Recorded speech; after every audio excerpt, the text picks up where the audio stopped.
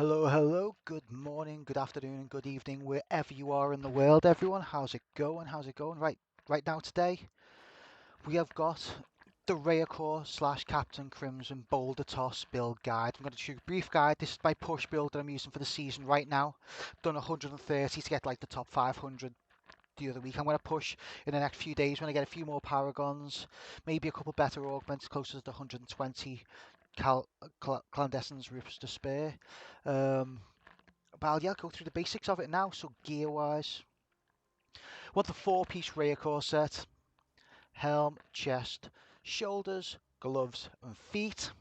With the two-piece Captain Crimson's set. Captain Crimson trimmings, because obviously we've got a Royal Ring of Grandeur in the cube, so we get the full set. So we get the three-piece and the six-piece set bonuses. Because Captain Crimson, 6,000 life per second. It's neither here or there, but cooldown of all skills reduced by 20%, reduces all resource costs by 20%. Fantastic. Now, damage dealt is increased by a percentage of cooldown reduction. Damage taken is reduced by a percentage of resource cost reduction. So straight away that works in synergy with the two-set bonus. 20% cooldown plus 20% resource cost, and let's see what our cooldown is right now. 47%. I kind of would like to get the cooldown up to probably closer to above 52 to 54% realistically. We're not using Obsidian Ring of the Zodiac or any cooldown reduction items necessarily, but just for the rolls of the items. So, for example, Helm, Strength, Fight, Crit, Hit. I'm using at the moment, but you can, if I'm not mistaken, have Ancient Spear damage. Because Ancient Spear, remember, procs Boulder Toss. So, like Whirlwind is a mechanic for Rend on the Wrath of the Waste build, Ancient Spear is a mechanic for the Boulder Toss, which does all the damage. So, let's go to the Helm. You could do Ancient Spear, but I reckon critical hits better. Shoulders, Strength or Resist area damage cooldown. Could you probably do really with Vitality on the shoulders? Maybe, or even resource cost reduction, working synergy with the Captain Crimson set would be nice instead of area damage, because we don't really need area damage really.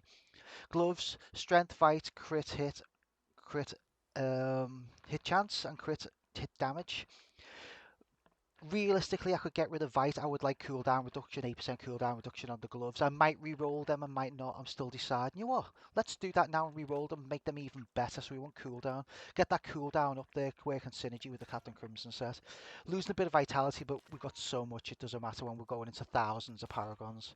So I'm just going to roll this quickly, see if it gives us anything nice. We don't need any more crit hit damage. Just give us some cooldown, please.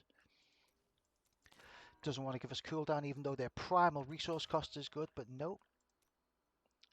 So we'll just give these a brief roll while we're doing it, just because we're perfecting the gear now on all these guys. So what the hell is not giving me cooldown? Yeah, it does cooldown. There's not many options there, but it's not giving me what I want. And this is all down to rolling gear to get everything as ideally as possible as you want. Cooldown skills. So what did we say we wanted? 54 to 56.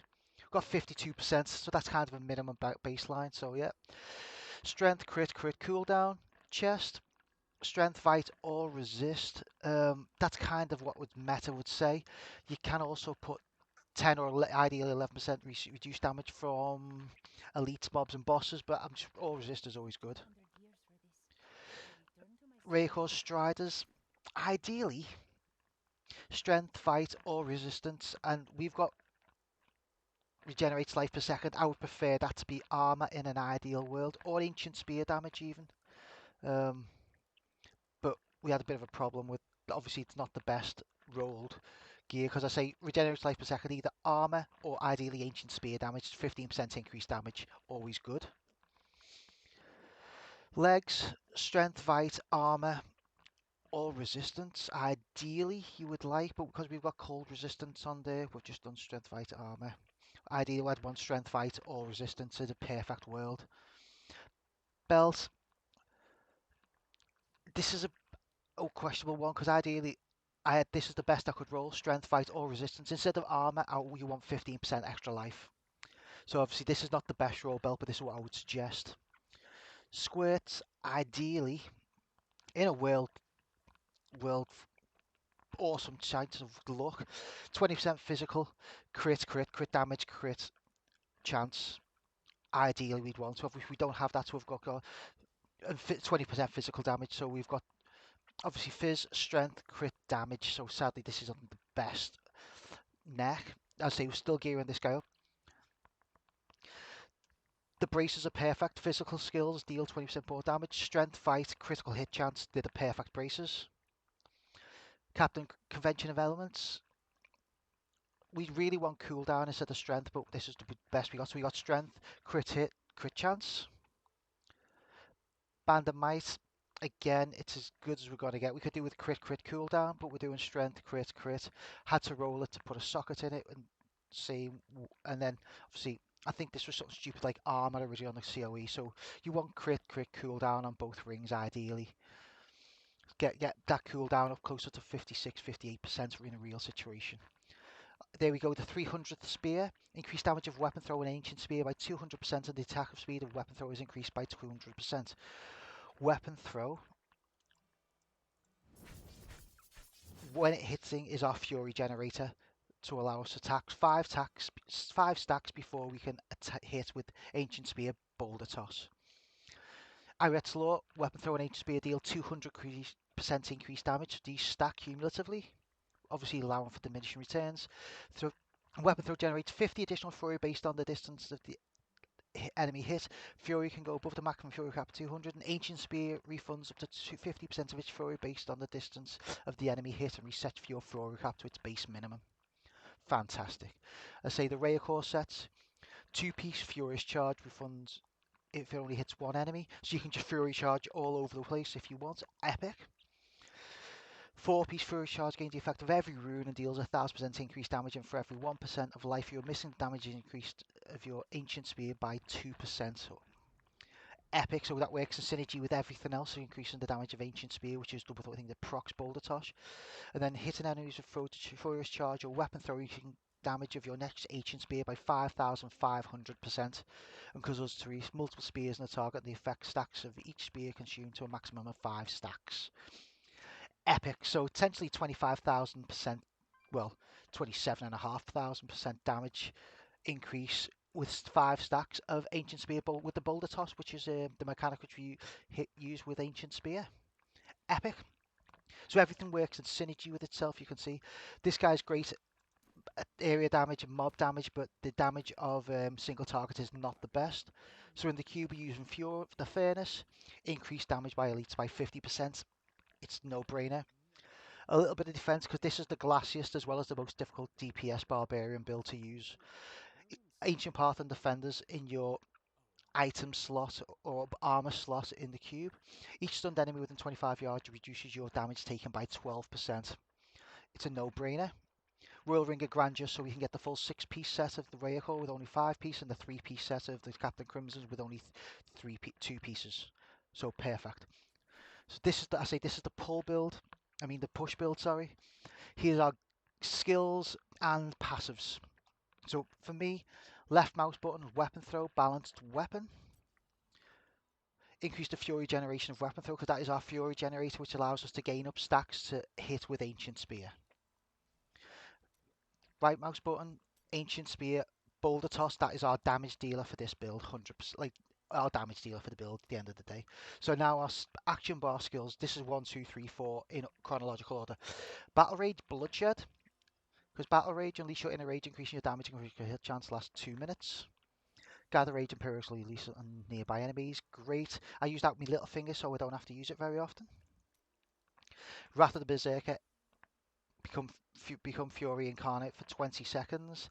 While active, gain increased damage. We want to have 100% uptime on this with this 120-second cooldown, which is, at the moment, the cooldown's not the best, so would I probably swap out COE for Obsidian Ring of Zodiac for that?